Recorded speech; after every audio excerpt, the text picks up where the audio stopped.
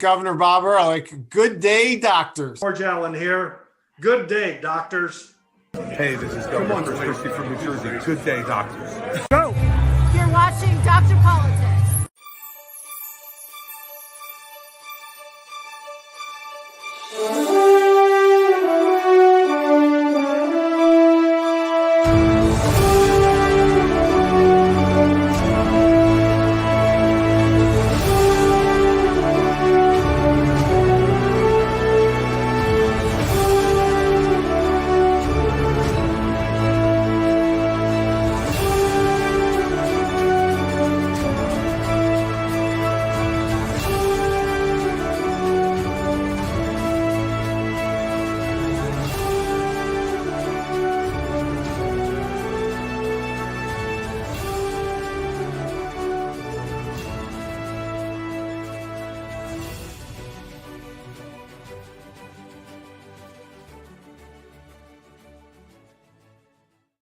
It is Friday, October 11th.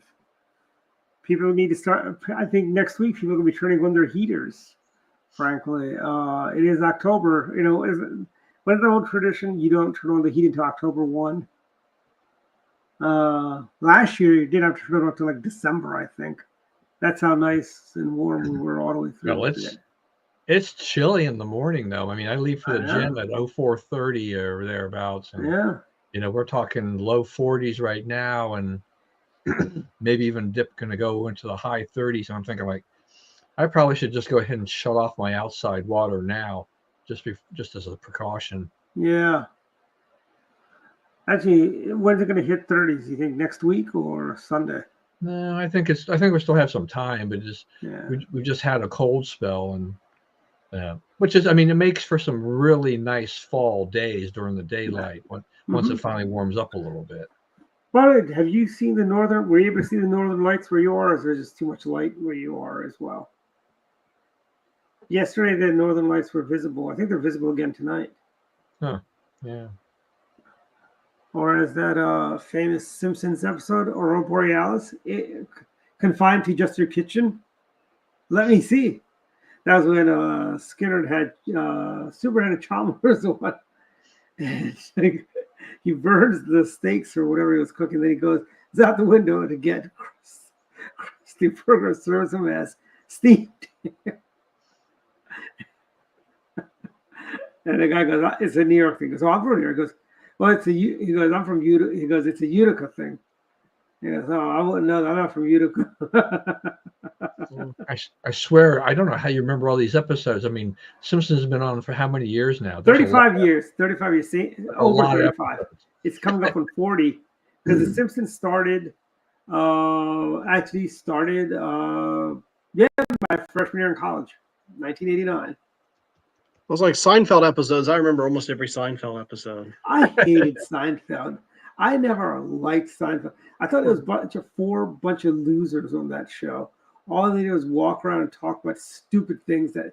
But it was funny. I mean, it was sort of a relevant. I mean, it's so much in life is like a Seinfeld episode if you watch it, and these things all happen to you in life. It always has that moment where you think it's a Seinfeld moment. I mean, those characters were something else, right? I mean, Kramer, George Costanza. I mean, there were some funny bits. I prefer George Costanza when he was head of the syndicate in Star Trek Voyager. He had this thing of all these smart people. They tried to kidnap Seven of Nine. Well, Seven of Nine turned off their universal translator, and they couldn't communicate.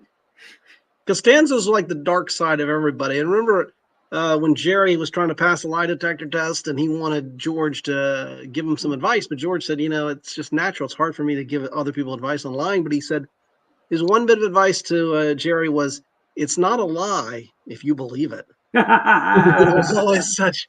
Remember the one time, and I'll stop after this one, when George was lying that he had a house in the Hamptons, and they're like, "Come on, George, people aren't going to believe that." And he said, "No, I've been lying about my income long enough, so now it would make sense." So, there's just some great lines in that show.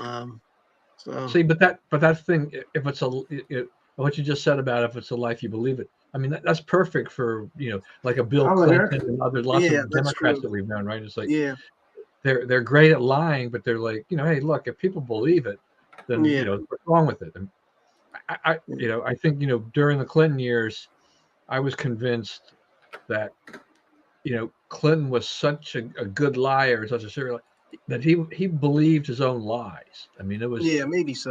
Lies for him really were the truth. He had just had so many of them that had developed to that point. Yeah, that's probably true. He believed very strongly that Vince Foster was not murdered.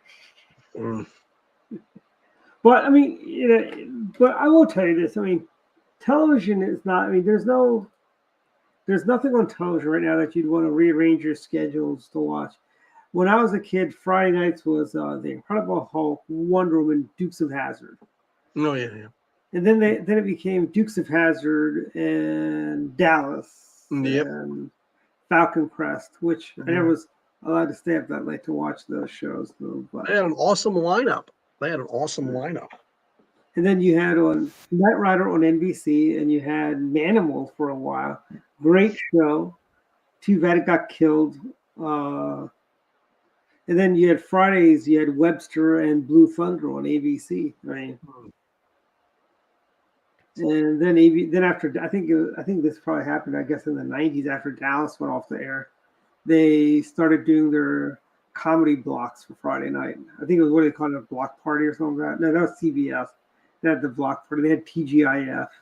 And it was, but that was, I mean, television, if you think about, like, we were talking about Seinfeld, there's no morals to the story. There's no moral to the story. If you watch the old Leave It to Beaver, there's always a moral. You're always left with a moral to the story, Well, Seinfeld's a show about nothing, as they would say. Yeah, I mean, and they didn't wait around for it to be canceled or anything like that. They just, Jerry Seinfeld just said, "We're done." Yeah, they went out on top. Was it 10 years? If even that, maybe. I mean, Everybody Loves Raymond, I think, could have gotten a 10th season, frankly. But it's funny. There was somebody was ready to go. They should have added a sister that would live like in New Jersey and would come over and like cause trouble, for them every so often. And somebody goes, "Well, it was based on his life, and he doesn't have a sister in real life." Well, and remember, Cheers was successful with their spinoffs because then you had Frasier, which, believe it or not, became just as long running and maybe just as much of a hit. I think it may have gone past Cheers. Frasier was on for almost 10 seasons or more. Okay, yeah. So you had Frasier. Who would have thought that would have been the spinoff? I mean, Norm would have been a better spinoff. I guess. I don't know if he had enough. But remember, there's other Cheers spinoffs that did not do so well, like the Tortellis did not do well at all. Oh yes, that's right. Yeah. That basically got canned after a year. Yeah. And Ted Danson went on to do another show too. His shows actually he had two shows that were like he had Becker and he had another one where he was where his real life wife was his co-star. Mary Steenburgen or Whoopi Goldberg. Yeah. No, they never got married, I guess. No, it was Mary Steenburgen. She was in there. I can't think of the name of the show. It was actually on for a while too. And Becker was funny because he was this angry doctor. And by the way, that was also in that whole Barone verse, as I like to call it, or the Nanny verse. Technically, since the Nanny was out before that, but Everybody Loves Raymond. In that same universe, you have King of Queens, the new Cosby show that was on CBS, Becker. And there were like two other shows that were all in that whole universe that would do crossover. I guess you guys know I like to watch the old shows, and so I'll watch Meet TV and watch all the old programs. I got to tell you this. I don't know if you guys disagree, but of all those, I like most all the shows on there. But the Beverly Hillbillies is just a god awful show. No, it's not. It is a great show. It is. It embodies the American experience. Rags the richest story. Please don't. Where else in the world can a poor mountaineer who barely keep his family fed? That's just so campy. It's just so stupid. I mean, I can't think of one line in there that's worth listening to. And Granny had those wise things she'd say. I had a Come grandmother on, from the South. There's and it's not- Ellie Mae, right? Yes, Ellie Mae. She was on the episode of The Nanny. The Sheffields evidently bought the Clampett's mansion. Mm. All right. So I was looking up the different shows. So Cheers and Frasier both had 11-year runs, and Seinfeld had 9.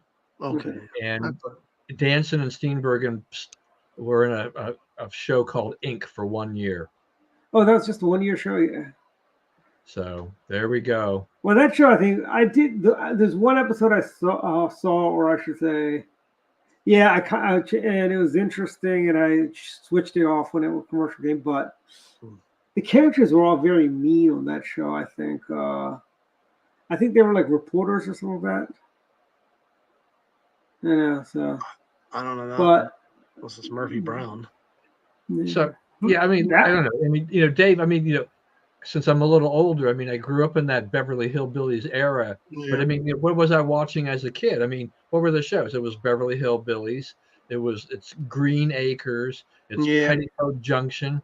I mean, and they're all in the same universe as the Beverly Hillbillies. Yeah, I mean, there's nothing there. I think I'll give you credit. I don't think there's nothing really memorable about those shows. There's nothing that you're going to say those are some great shows because of what was said or how the performances were. But that was just the way television was at that time, right? That era just produced these shows that were just kind of silly, but not really memorable. I mean, we remember those shows for whatever reason. I mean, they just had these casts that were kind of funny. I mean, what else? We had the Desi Arnaz show. I Love Lucy, kind of things like that. Yeah. And you also that was definitely more memorable because Lucille Ball was just she was a great comedian. Hilarious. Yeah, the things that they put her into, but it's so hard, when you look back on that and you say the television of those days of the 60s, versus the television of say the 80s and 90s and now today, how much has evolved. I mean, I have a hard time sometimes watching programs that are period pieces where they throw back to 20, 30, 40 years ago. As much as I like some of those things, I keep thinking it's like, I want them to use the smartphone. I want them to have a telephone or whatever, or a modern something. And sometimes I have to it's like, okay, I can watch this. I just have to remember, it's a 1960s piece or 1950s period. Well, I mean, here's the other thing with those shows, like, right, as Bob Anderson famously once said, he goes, they didn't have a very special Andy Griffith show. Like, that was the big thing in the 80s, a very special different strokes, fill in the blanks, They had very special facts of life, I remember, where somebody got mugged. Natalie got mugged because she was walking down an alley, For me, this is a little before my time, but I've gotten to watch it because of MeTV. Mannix, the old Mannix series with the detective. Excellent show. Oh, I watched it all the time with my mom and dad. Yeah. He drove a Javelin, an AMC Javelin. Yeah, probably. Well, the thing about it, you mentioned, the reason I thought about it is Don mentioned technology, the differences. He did have a car phone, so sometimes he'd get his messages that way. How did he afford to get a car phone on his salary? Huh? Was Banachek like a millionaire on the show or something? How did television? Come on. Like, Banachek had a car phone, but he was a millionaire. Well, with Mannix, the thing is, the technology is, they couldn't necessarily find him all the time because not like he's got a cell phone, is what I'm trying to say. And he may be chasing the bad guys, and he's cornered. Oh, where's Mannix? They couldn't find Mannix. It wasn't like today where they could track you. So that was the difference. There was actually an episode of Mannix where he's in the Brady Bunch house. It is. I agree. Yeah, absolutely. Same set. I noticed that a number of times. Same set, the same for, yeah. I think I've told you the story, but I was really getting into that show, and the ex and I went to San Francisco, and I was in this hotel downtown San Francisco, and I looked out, and I thought, this is exactly where I saw a scene from Mannix.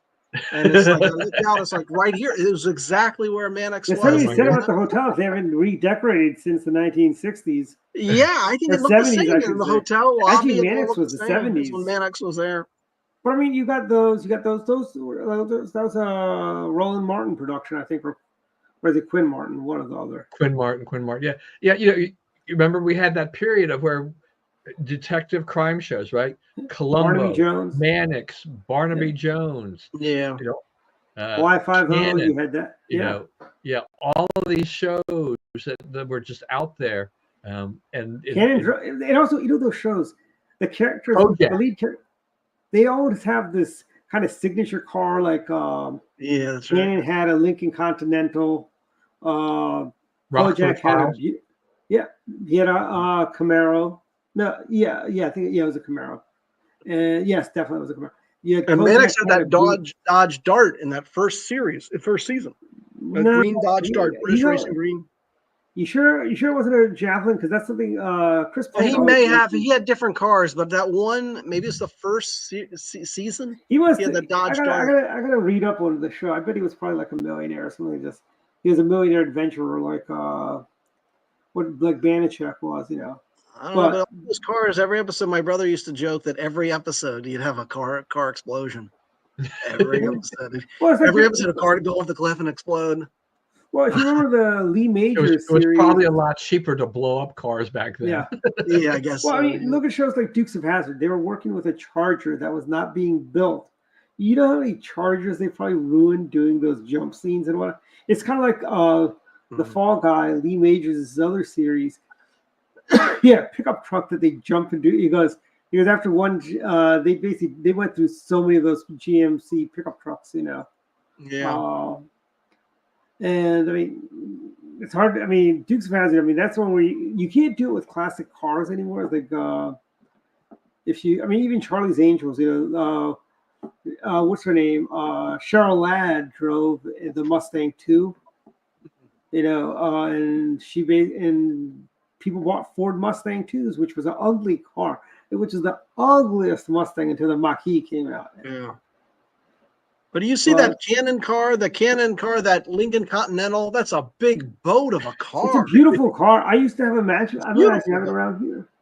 I used to have the match where he had the round opera window. You know, that was very That was a big boat of a car. I like it, but I'm just saying that's a big car. And you know, I want to say when Jake and the Fat Man, he had the exact same Continental. Oh, did he? Okay. Yeah. That was from the early 70s, I guess. The powder blue. I think it was powder blue outside. That was actually the Bill Blass signature collection of Lincoln Continentals. Oh, I didn't know that. Yeah. Yeah, they had Bill Blass. I think Cadillac may have had somebody else. Somebody had Giorgio Armani design the interiors. Maybe Chrysler's Imperial may have had that. No, that was Rich Corinthian leather though. But I mean, okay, I remember that. Rich Corinthian leather. You know, I remember that. But with a Canon, you probably couldn't get away with that anymore to have such a big fat guy on television. He was on Jake and the Fat Man for that was a show that ran for I think 5, 6, 7 years. Okay. Jake and the Fat Man.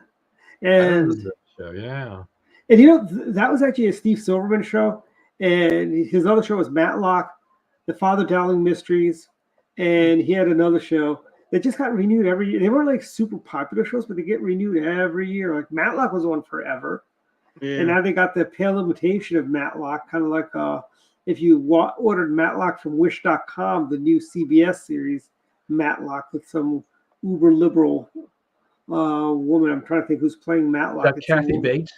Yes. Yeah, I just saw this thing. I saw this little thing the other day. I thought, I'm like, what is this? It's like, and she goes, just like she goes, my name is Matlock, just like the TV show. I'm like, really, you know, are you void of all ideas? Oh, somebody named Matlock is a lawyer. And it's like, you know, why don't you call it Perry Mason, just like the TV show, you know? Yeah, you should make up your own name. You shouldn't be wiping someone else's name. But I mean, how about Ironsides? Oh yeah, that's right. That was after Godzilla. He was in Godzilla, and you know. But did you guys all know this, right? Since he went on to do Godzilla's movie for him, Godzilla did a solid and appeared on an episode of Perry Mason. Mhm. It was actually the suit actor that showed up. But there's a lot of memes out there with the suit actor in the Godzilla suit testifying on the stand. Perry Mason, where he goes, my client didn't mean to smash Tokyo. He was just there. Yeah, good. But Perry. I mean, they don't make television. I mean, and here's the television. I'll say this: they had. I mean, if you look at television today, they don't leave you with any. I mean, it's just there's nothing worth watching right now. Although Abbott Elementary School is back next week, I think, or is it this week? It's back. I know you love that show. I like that. I like that show because they put every single stereotype about a public school. You got a principal that's grifting off the budget for her own personal gains. The teachers are all lazy. It's so true. It's playing up. It actually is living up to true stereotypes. Oh, But but yeah, it's on Wednesday nights up against Direct Line. So I'm tuned in to Direct Line because like everyone showed on Wednesday night, I've been watching Direct Line. Next week, by the way, on Direct Line, we have David Keane. Oh, great. Okay, good. Yeah. He's been around forever. I remember Yeah. David Keane when I was young. Mm-hmm. And shall we talk about some of the? Larry Hogan had his debate last night. I think he should have gone after her on her tax bill, $59,000. She wants to raise our taxes, but she doesn't want to pay her own. Yeah. Typical liberal.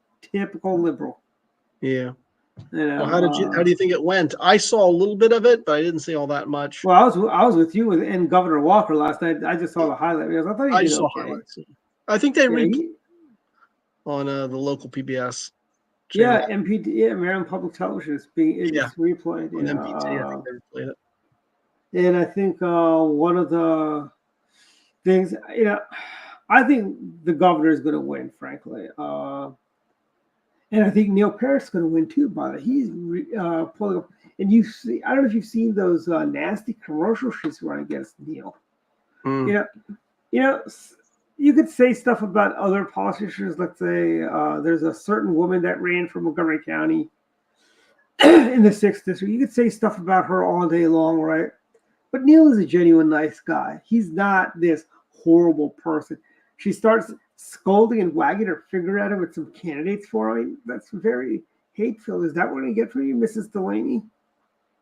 Well, I hope Parrott wins. You need Parrott to win. I hope Hogan wins, but I'm not so confident of that because I think Maryland is gonna. By the way, Angela also Brooks' new commercials. All these people that say we voted for. We can't let the Republicans have this. Got news for you, Democrats. Whether Larry wins or loses, we're getting the Senate. Frankly. Yeah, I hope so. And well, I think we pick up Montana. Tester's going down. Yeah, Tester. Larry's going to be about the 54th senator. I think we pick up Nevada too. And we might get Kerry Lake depending on how well Trump does in Arizona. I mean, that's a long shot, but maybe if he wins Arizona, I think he will simply because of the border issue. Mm-hmm. And you could just run that all day long against Harris in Arizona. Mm-hmm. Forget any other issue. If just that alone should sink Harris, I would think. And Kamala Harris wants to pay for sex changes for criminals and illegal aliens with our taxpayer. We don't have money for the victims of Hurricane Helene. Or Milton. We're out of money. We've had 2 hurricanes this year that have done any real significant damage. How are we out of money, FEMA? Or are you just funneling that money to the illegal aliens that are coming in, frankly? Yeah. So hopefully we can get Kerry Lake in there because we'll need Kerry Lake. Yeah. And we have also earlier this week marked 1 year since Hamas's invasion of Israel. And Biomodern University of Maryland, evidently those the pro death cult people sued the university, and the university capitulated. And they were allowed to have their little rally. I don't think it was violent at all. But that is the wrong day for the University of Maryland and the courts to allow Hamas sympathizers, Hezbollah sympathizers, anti-Semites to have their own little rally on the mall. And also, Don, I don't know if you read Andy Spann's article about how on the day, or I think Caroline wrote it. One of our great writers for the club wrote an article about how on the day, NBC led with the story with all the people that are suffering in Gaza, the people that have been without food and this and that. And I'm like, this is a self-inflicted problem. They made their proverbial bed. Let them lie in their proverbial bed now. It's not the Israelis' fault that that they were attacked by Hamas, and it's not Israel's fault. Hamas decides to use hospitals as human shields to store their weapons there. I mean, and we don't hear from the media ever questioning the Ministry of Public Health, about the figures they're providing, because that's the only figures we're getting really out of Gaza and things like that, are the figures that they're providing. There's nothing to confirm, these humongous death tolls, but the media just basically uses that without really saying, they rarely say that that's not verified, type of thing like this, because they really want to emphasize the magnitude of what they feel are, quote, atrocities by Israel. But and then we never go back to who attacked who, who started this thing. They were coexisting. I mean, to a certain extent, there was still a lot of tension there. But at this point in time, when once Hamas made that attack, and then we've had Hezbollah come in here too, and things like this, is like, I think Israel had no choice but to go ahead and retaliate as hard as they can, and I don't think they've done enough. I think Israel needs to go further. They need to be totally unshackled. Okay, let them bomb the oil fields of Iran. Let them bomb Karg Island, the refinery. Let them bomb their nuclear site. Let's go and basically unleash them. Let them do what we obviously don't have the stomach to do anymore. We need to take out the nuclear reactors. This is the opportunity. We're not going to get this opportunity to take out those nuclear reactors, frankly. Price of gas will go up, right before elections, and I'm willing to deal with it if it means you've dealt a critical. We don't get our oil from Iran anyway, so bomb those oil fields, I say. And by the way, let me share with you something. Joe Biden has not gone to Florida yet, Don. I don't know if you knew that.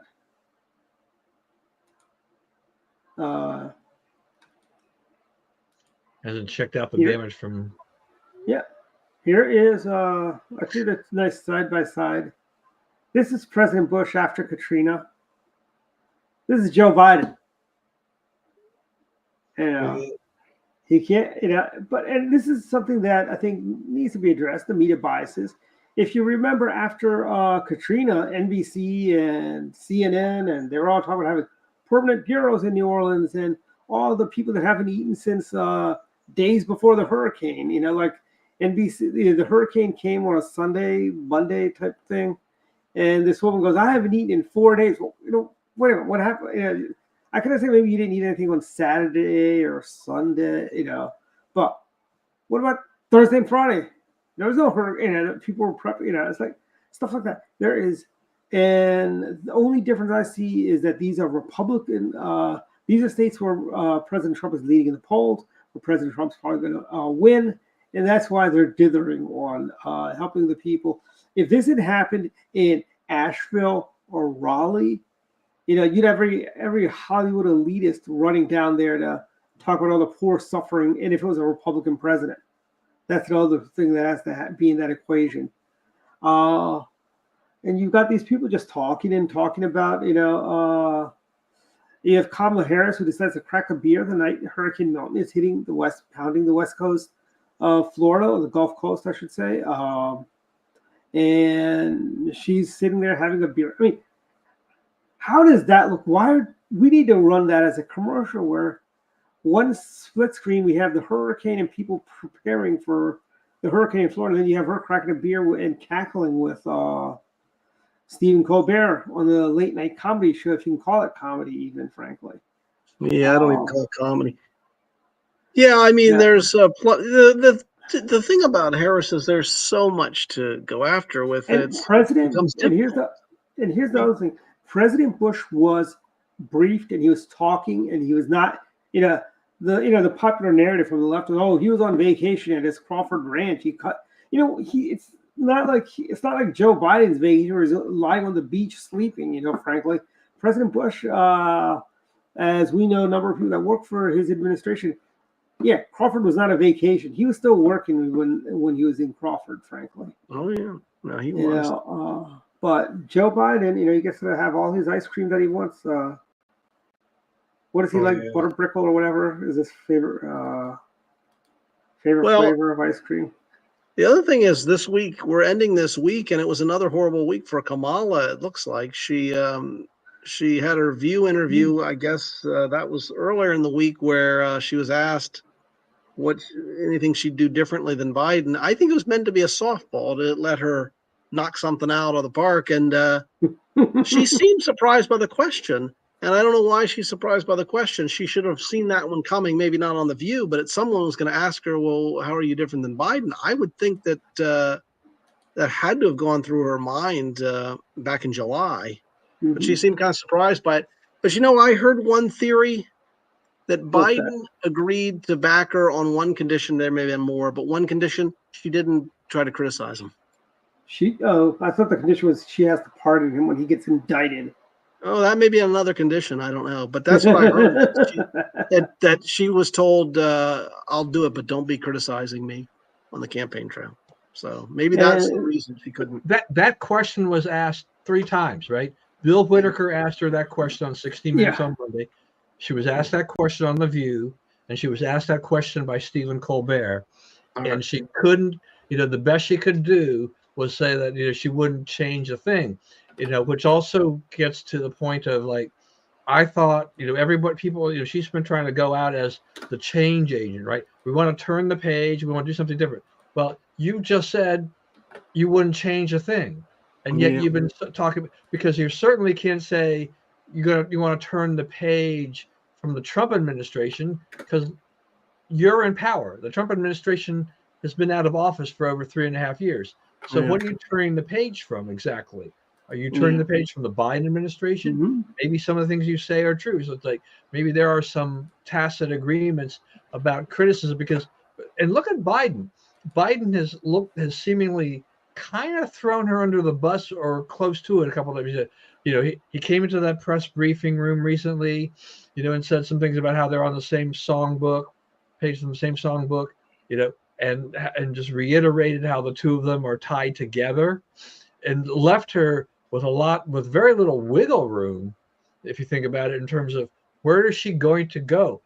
But I think the thing is that she's asked that question multiple times, and she really can't come up with a lucid answer that makes any sense. I mean, the escape clause there was I wouldn't change the thing, but what is Kamala famous for? She's famous for talking with her hands, right? Mm-hmm. And she tends to do that when she's not sure what she's going to do, right? She's trying to be extemporaneous. She starts getting to these fluffy word salads, and so she does this. This is her thing. That's what she likes to do. So you just watch her. It's every time she starts using her hands, it's kind of oh, here we go again. Well, I mean, remember, where was she when this teleprompter broke? I think she was in Michigan. The 32 days? Yeah, 32. Magic Johnson's number 32. And We have it's like- 32 days. Yeah, we have 32 days. yeah. I mean, honest to God, as I say, Joe Biden made Spiro Agnew great again. I think Kamala Harris, with all of her gaffes, Dan Quayle can sit back and say, something, I was not that bad. He can actually say that about Joe Biden too. I wasn't that bad as vice president, Yes, just completed their series on the American vice presidents. They had our friend Ramesh Panora on there, and they gave more screen time to Rachel Madcow, as I like to say. Yes, And she starts off like, nobody wants to grow. Nobody says to them, I want to be vice president someday. And because she goes on how the vice presidency was just, you just waited around for somebody to die. And then they got, but they didn't really cover the older VPs. They kind of started with Kennedy, Johnson, Nixon, and she was, and I could see the gleam in her eye. Oh, we weren't going to ever let Spiro Agnew become president. They had to remove him before they could go after President Nixon. And they had, and they were talking about Gerald Ford, and these leftists can't even turn it off to be historically accurate. She's like, well, Nixon and Agnew really didn't like each other. They didn't, Agnew was from, and she actually said, Governor Agnew comes from not a very important state. they should have had you on there as the counterpoint. Oh, I would have been really good. Yeah, you would. I would have been really good. And if somebody said, Spiro Agnew's brought $5,000. Joe Biden took probably millions of dollars, maybe billions from Burisma via his son, the Chinese. And this is all when he was vice president. Yeah. And the Governor Agnew had to plead no contest. Yet, you have this guy, he's made president. Now he's able to have all his ice cream he wants. And then you have Kamala, who was selected. I love how Democrats like to say, when Trump wins, democracy is going to die. I had a leftist friend of mine who posted something, the GOP with the gavel and sickle. And I'm like, I know. We're not like the Democrats that decide to select who their next president is going to be without a single vote cast for her. Yeah. And I go, it's not like we want to silence free speech in social media, or do we want to sue people for social media? All we want to do is just let people say whatever they want to say, wherever they want to say it, and want every vote counted. Oh, wait, who's the socialist again? I mean, it's really funny when the left is calling us socialists, frankly. Yeah. But I think that's, with the whole Biden regime, coming to an end, I think the Democrats are now resolved to Kamala losing, frankly. I think, and I think there's a lot of people in the Democrat Party that are rooting for her to lose, because you got a lot of these, their bench of Ben Shapiro, Dr. Bashir, well, not Dr. Bashir. Josh Shapiro, not Ben Shapiro. Josh Shapiro. No, Josh Shapiro. Then you got the governor of Kentucky, Dr. Bashir, but not really Dr. Bashir. Andy Bashir. I didn't know it was a doctor. I didn't know. No, he's not. Dr. Bashir is a character on Deep Space Nine, who got replaced by a changeling. It was just funny how I think it was just spelled differently. Yeah, it is. I know it is. Yeah, I know it's also spelled differently too. But most people, that's what he can run for president. Roy Cooper of North Carolina, and by the way, that North Carolina, that we could have won that governor's race. I don't see us winning it now with the Republicans. Mark Robinson. Mark Robinson's problems with. They could have. I think he's blown up, so I think that's gone. Yeah. Can we do what the Democrats did and replace him with I don't know, Dan Forrest or former Governor Rory McCrory, No, I don't think we can pull a New Jersey situation. Remember the New Jersey situation, which was even worse than the Kamala Harris situation. Remember years ago when they replaced that a senator who was well, it was Torselli, and then they replaced him Yeah, it was Torricelli. Yeah, after the ballots were already printed up. yeah. They replaced him with another ethical, a picture of ethics in the state of New Jersey. Yeah, the Democrats and they can get away with the shenanigans because they've got the media and everything with them. It's like, no, it's fine. Their process. The Democrats would play the race card if we switched out Mark Robinson for, say, Dan Forrest or Governor McCrory, or I don't know. I mean, they got what's the guy's name? I forget his name. The president's chief of staff, Mark Meadows. They'd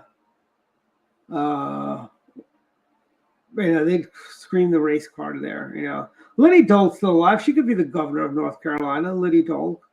Could swap. And then what are they going to say? We're with a woman.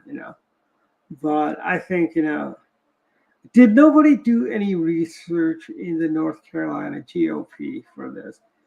This is kind of like when we had when Ann Richards ran for governor. We had a great Republican who said something very stupid, Clayton Williams, and lost. Yeah, and Clayton Williams, great candidate. And I thought, and you'd think at that point Republicans would know not to talk about rape. And then we had the guy running for Senate in Indiana who's talking about real rape and fake rape, and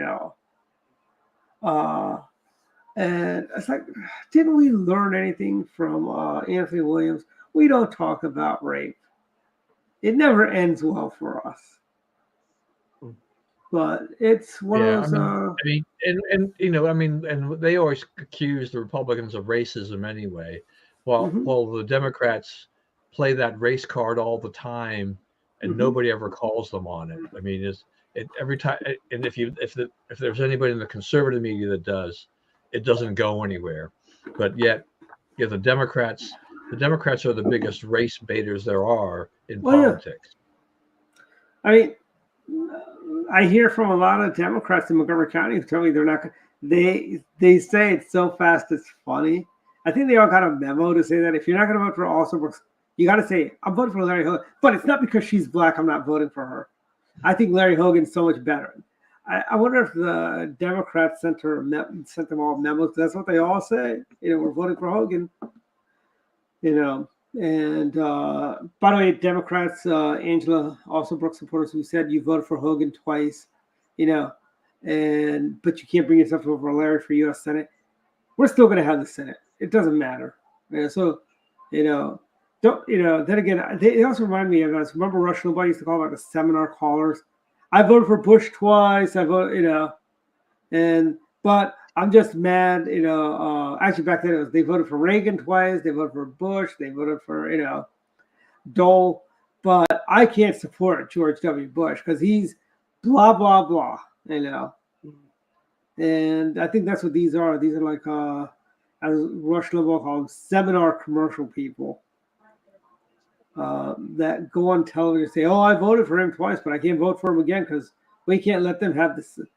I will not let, actually, the woman at the end goes, I will not let Larry Hogan have the Senate. Larry Hogan's not going to have the Senate, frankly. He's not going to be a freshman senator. He's not going to be the majority leader, frankly. And trust me, he'll be the voice. He might be end up being the. I mean, the Republicans aren't guaranteed the Senate yet. I mean, they have to watch their back because, based on the polls, Ted Cruz is in a tight race. Rick Scott's in a tight race. Yeah. And Fisher in Nebraska there, she's also potentially a tight race. Now, I think they still go the Republican way, but Cruz, he eked through the last time. He's not a likable guy. His personality is a little bit rough, and if he was a more likable guy, he'd sail. He'd get 55% plus of the vote. Instead, he's not very likable, and so he's gonna get just a little bit over 50% in all likelihood and squeeze through. But he is every time Cruz comes up for election the last couple times, he's become very vulnerable. The Democrats can throw people at him, and that seat could flip the other way, which changes the metrics, changes everything. But we need everything we can get.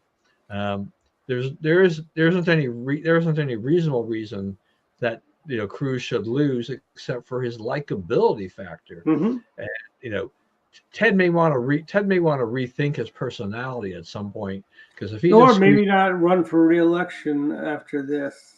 Yeah, groom somebody else that can take that. There's no reason for Texas to have that seat to go to the Democrats. Yeah, I mean, Texas is a great land commissioner. I think he'd be a great senator and a future president one day. Well, the thing is, I don't know what it is. I agree with Don. Ted Cruz always has tight races. I mean, that guy never can win a big time, and so. I think that's the thing, and I guess it is Cruz's personality or something about him that. And the sad thing is, I think he'd be good maybe as a judge or a federal appointee. I mean, he's good as a senator. Don't get me wrong, but I thought maybe 2 terms and he'd probably leave. Now I'm hoping and praying he holds on. I think he will, but he just ekes by. And when you're a 2-time senator in a generally Republican state, although it's tighter now. He should be cruising to, like Don said, more like 55%. Well, I mean, look at John Cornyn. Cruz is into John Cornyn was up, I think, 2 years ago. Yeah. He cruised into re-election. I mean, it was not even close. Kay Bailey Hutchinson, and I'll tell you this, people had issues with Kay Bailey. She couldn't hold on to her staff. She'd always have new people every so often. Like, she'd have a new chief of staff, I think, almost every year. But here's the thing, Kay Bailey outside of her offices, she was well liked. She went on Walker, Texas Ranger. She did an appearance on there as herself. So Texans liked Kay Bailey, frankly. I think he just needs to do the charm offensive. I think Ted Cruz is not. We're not going to lose Texas, because I think Trump's going to do very well, and that's going to push Cruz over the finish line. That's going to be a key part of it too. Same with Trump, Florida. I think Rick Scott. He needs to ride on Trump's coattails to actually make this work right for him. That's going to be a big deal. And hopefully we have a vacancy on the Supreme Court, and he appoints Ted Cruz there, and then we get to put in a new. Right. So and I think that goes to Dave's point. I mean, actually, wouldn't be if Trump wins the election, then I think Cruz could be. They could put Cruz in a bunch of different places potentially. They could make him ambassador to Canada, and then open up that seat for someone stronger to run and nail down that seat for the duration. That would be a good strategy. That's what I think the Republicans have got to think about too. Is sometimes with these senators is that if they're just squeaking by, particularly in red states, then think about, can we move them somewhere else if we've got the power to, and then have somebody else who we know can easily win, and then that way we get that seat for the next 20 or 30 years again.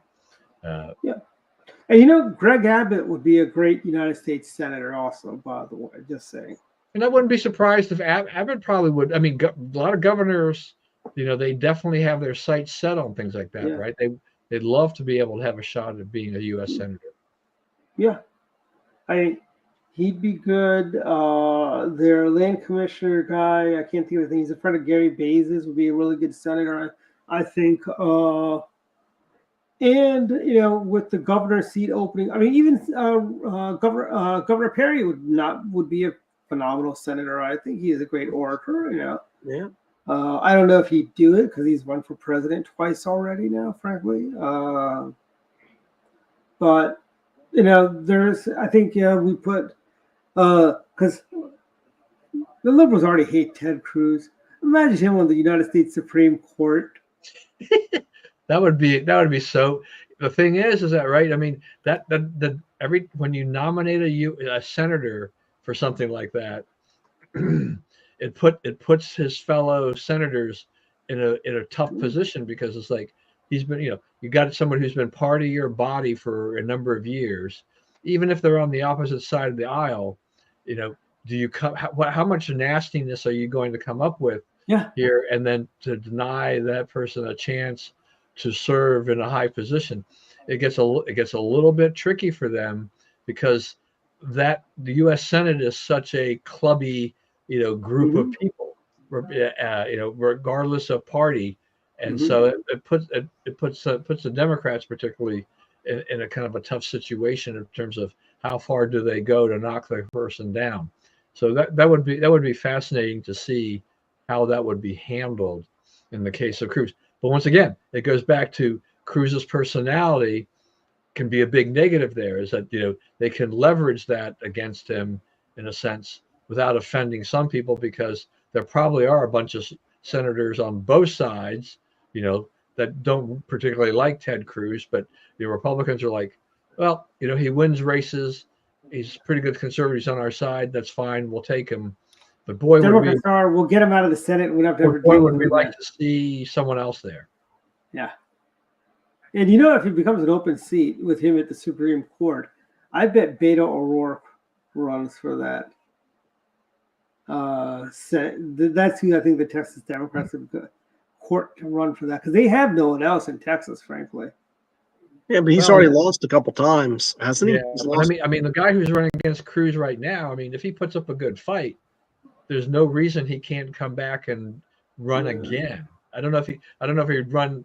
If Cruz was moved out of that Senate seat, the governor appoints someone to take his place under whatever the statute. Appoint Laura Bush to that seat. Well, we do. That's the other thing too, is that Republican governors don't always do a good job of appointing people to succeed others, right? I mean, Georgia kind of stumbled. They, that did not work out for them, right? And so, where's Georgia now? They've gone from 2 Republican senators to 2 Democrat senators, and it's going to be hard for them to get those seats back. And those are seats we should have. We should have had at least one of those seats. That's the other part of the Senate control, is that Donald Trump didn't help the situation in Georgia, and I think Georgia's governors they didn't do a good job of appointing the right people. I know when Coverdell died, it's like, look, you got to find somebody really credible that can really win again on their own, not a bench warmer that decides when they want to run, has got like very little support. It's just can be defeated by the Democrats. Just a lot of strange things that have happened in Georgia over time. We need to get the momentum back in Georgia. If Trump can win Georgia this time around, maybe we can get that momentum back that we need there. That state is just befuddles me as to how badly we've dropped. Well, I tell you though, I will take Zell Miller over Raphael Warnock any day of the week. Oh yeah, sure. No, yeah. I mean, yeah, but that's kind of the old blue dog Democrat type of thing. We don't have those. The Democrats extinguished those people. They didn't want. They did that. There's no more Joe Lieberman.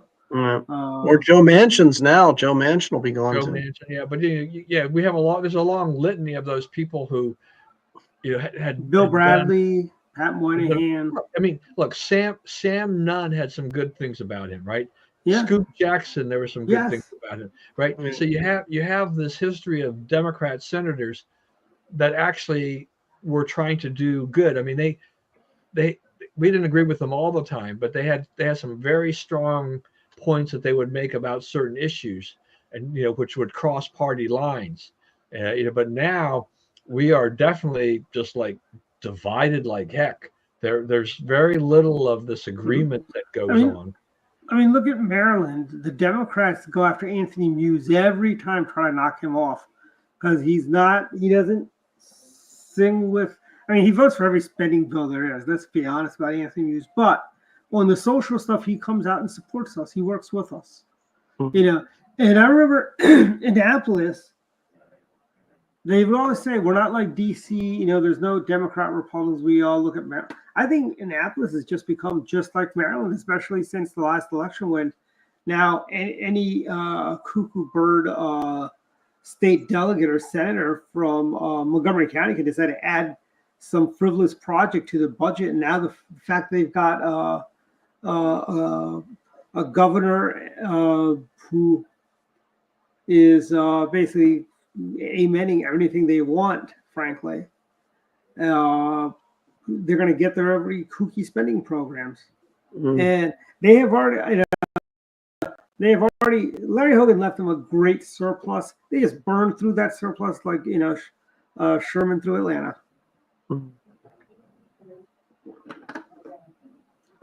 Which is not surprising. I mean, look. No, I mean, Martin O'Malley did that to the Ehrlich surplus.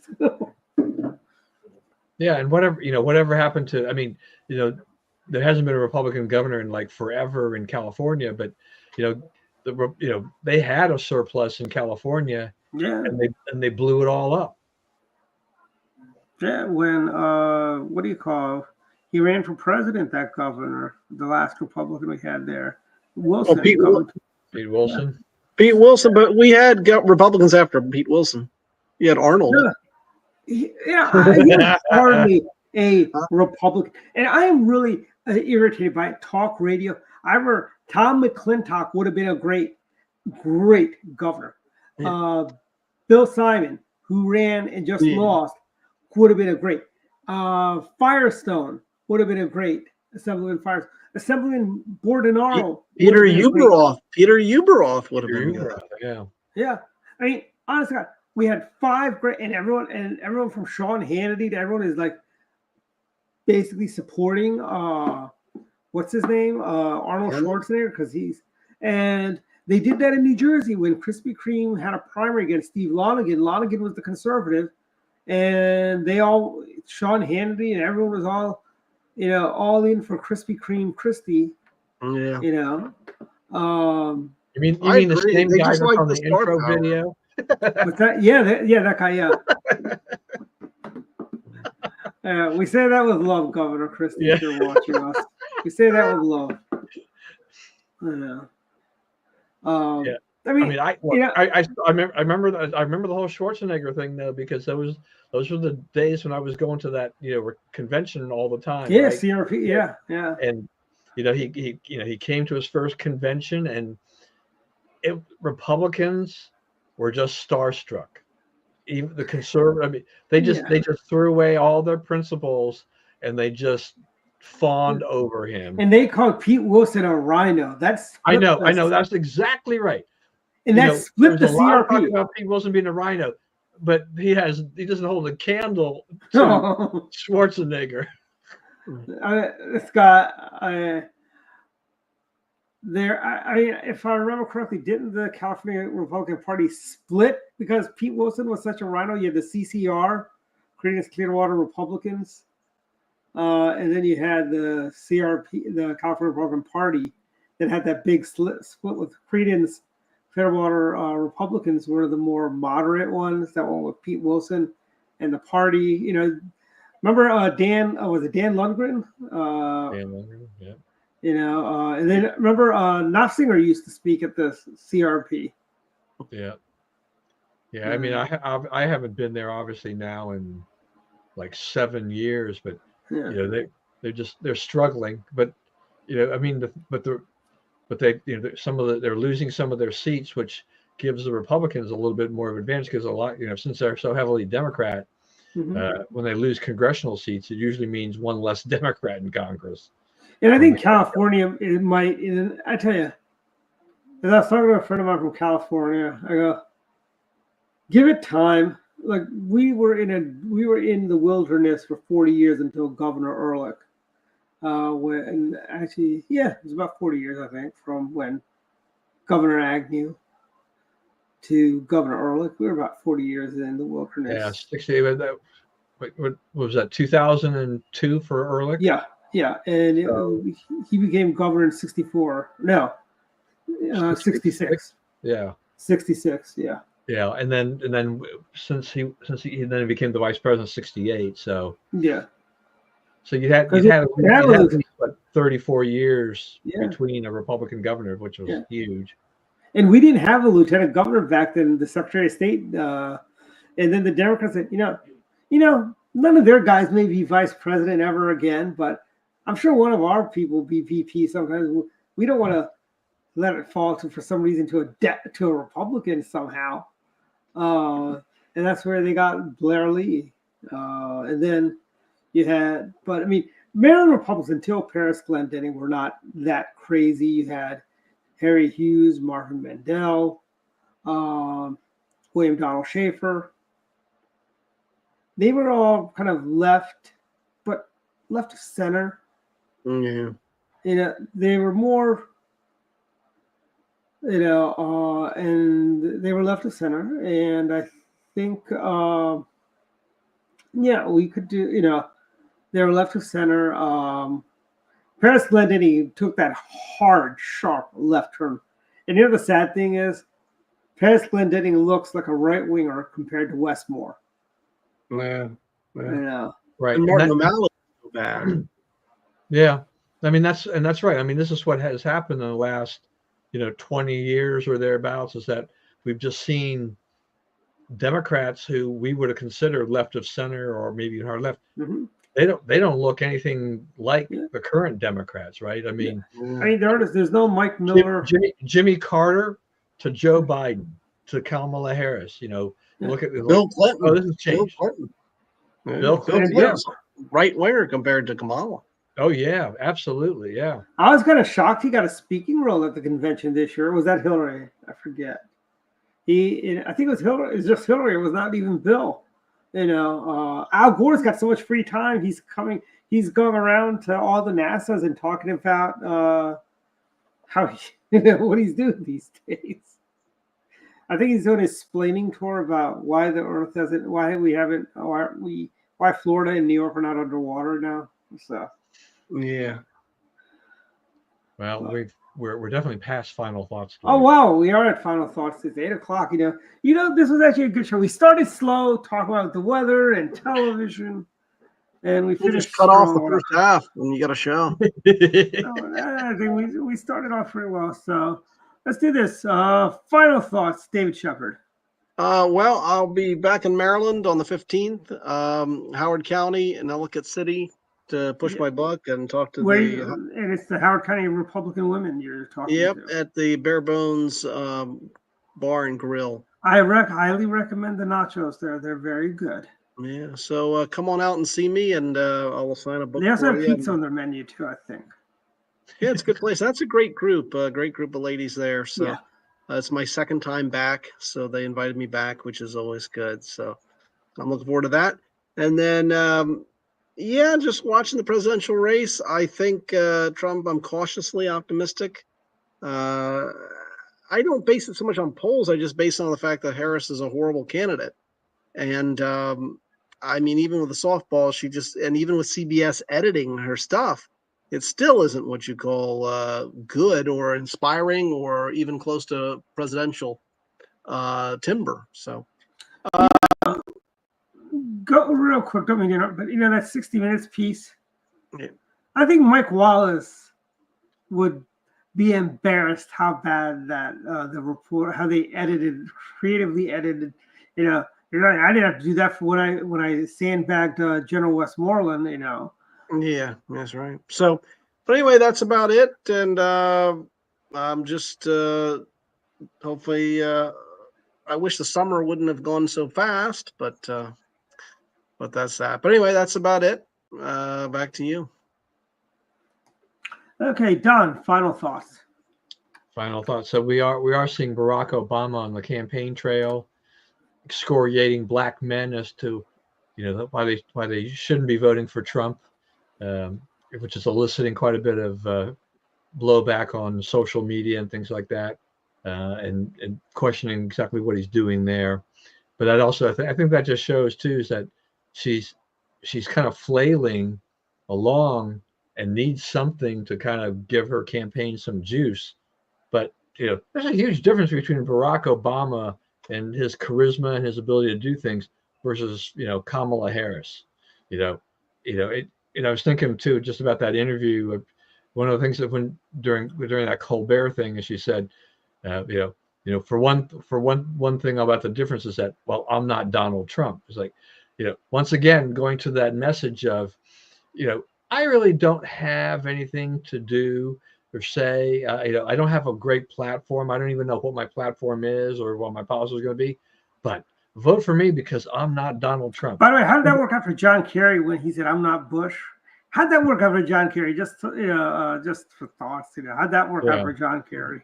I mean, there's still quite a few, never Trumpers and anti-Trumpers. I just saw a thing from that Charlie Sykes is talking about why he's not going to vote for Trump, but he did that the last time around too. Charlie Sykes is a guy that, years ago, decades ago, we love this guy. He wrote some books about higher education, prof scam, and some things like that about what was going on in higher education. Very conservative guy.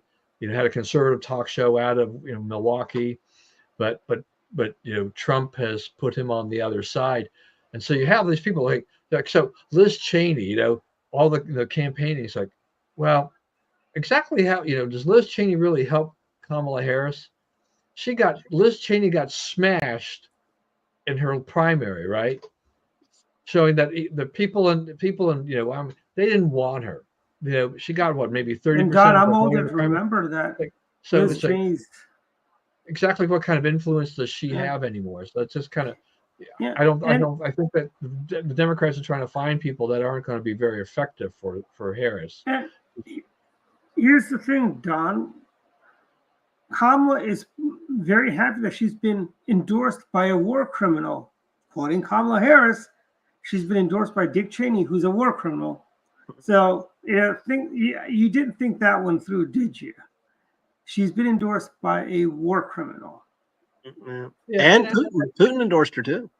Yeah, and I think two war criminals. I think there's enough on Harris where she's just flip-flopped her positions that you have to wonder. We see tight polls, and I'd like to look at Polymarket just to see how the betting is going. And it's been interesting because after the debate, the momentum the betting shifted from, Trump in favor by like 51-52%, and then Harris then took charge and got to those numbers. But now Trump in the last week or so has gone to 53-55%. So there are people now that are betting that it's going to be Trump.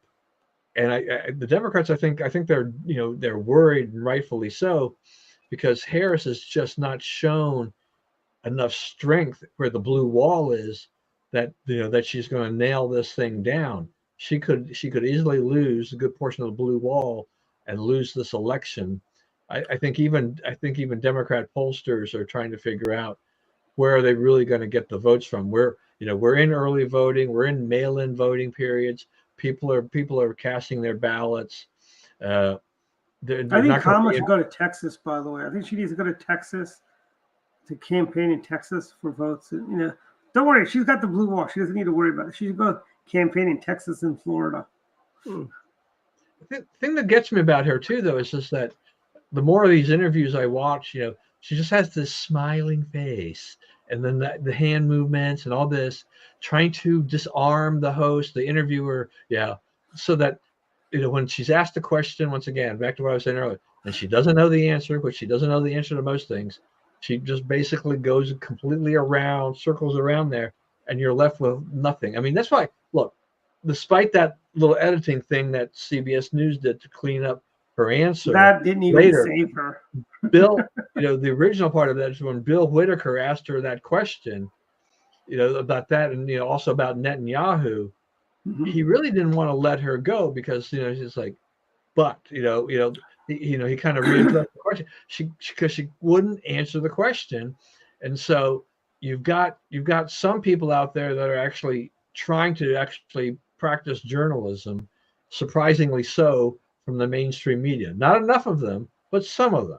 So that there is some encouragement there. Same thing goes with that whole thing at CBS with Ta-Nehisi Coates and his anti-Israel book and everything like that.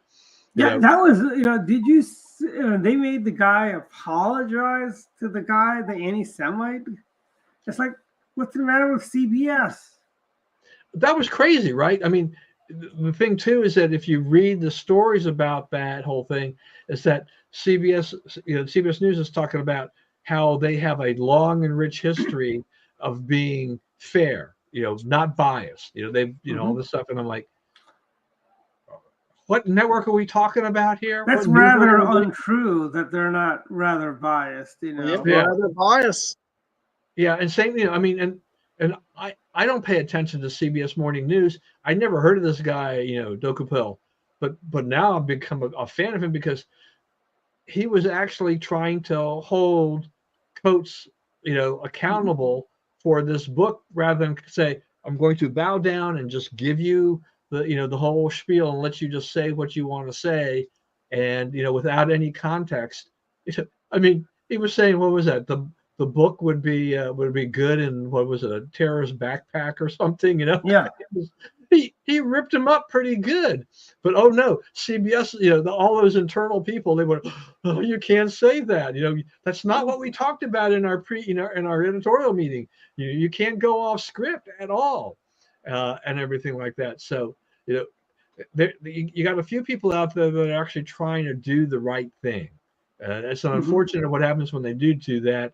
That they're getting wrapped on the knuckles, if not worse. Yeah, and I tell you, CBS has some people that know better and refuse to do it, and they're like the truly evil ones, But look, Jan Crawford, who has covered the Supreme Court for CBS News for like 3 decades, said, she was like, wait a minute, it's like, he didn't do anything wrong, he's doing what he's supposed to be doing. What is, she's basically thinking like, what is wrong with the company I work for, right?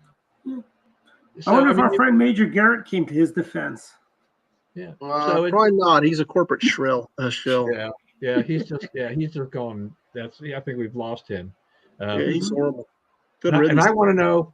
My last thing is, I want to know now that that Elon Musk has unveiled the cyber cab. Is that something we're going to see Marcus buy at some point in time?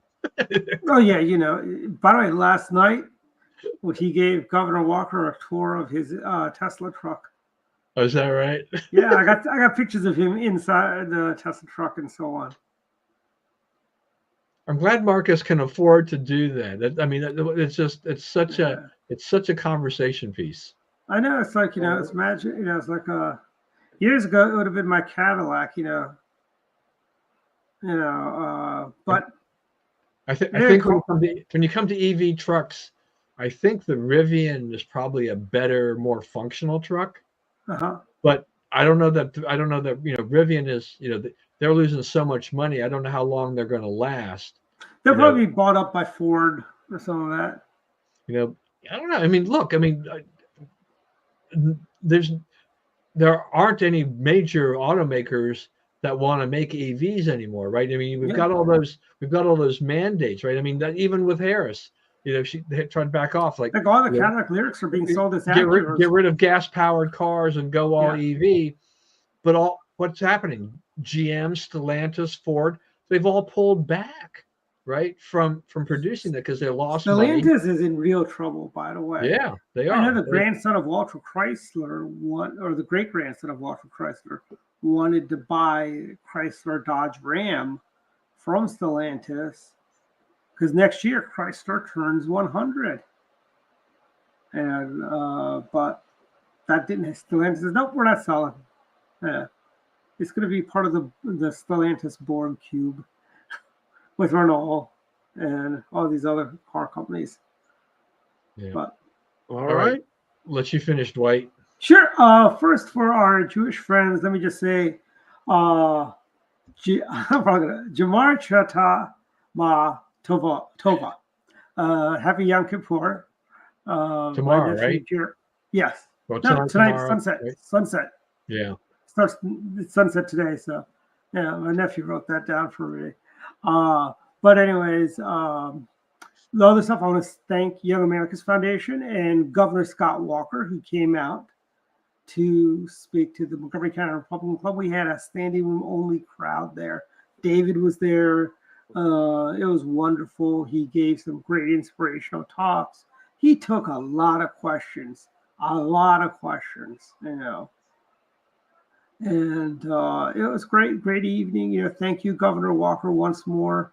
Thank you, Young America's Foundation, for making this happen. We'll be coming back again for another speaker, probably, which I hope you can make that happen as well. And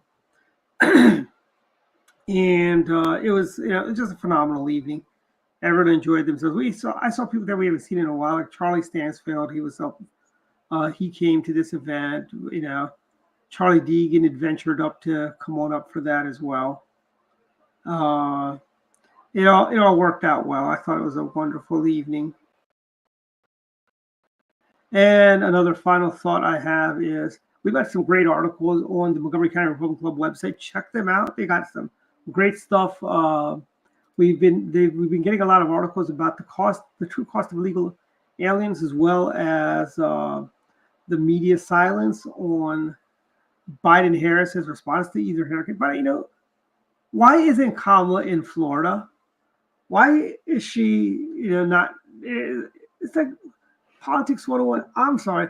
Whoever is giving her any advice, it's obviously not James Carville, needs to be sued for political malpractice. On the other hand, do I really want to say that because her team is incompetent? You know, let them sink, frankly. I think she is incompetent. I think even if you give her good advice, it won't matter. I think but she surrounds herself by, she's kind of like Barack Obama. She likes to surround herself by people dumber than her. Mm-hmm. And that's, you know, that speaks volumes. I mean, James Carville and what's his name? The Obama guy. Yeah, Axelrod. Yeah, Axelrod. You know, they all been saying, you know, you're going to lose, and she's going to lose. Yeah. And so I say, lock your doors on election night. We all live around a bunch of violent Democrat neighbors who like to burn and steal Trump signs. Wait, I still have 22 Trump signs to put out front. You damn thieves. Bring it on, as President Bush would say. Bring it on. I've got enough signs to take me to election day. Good.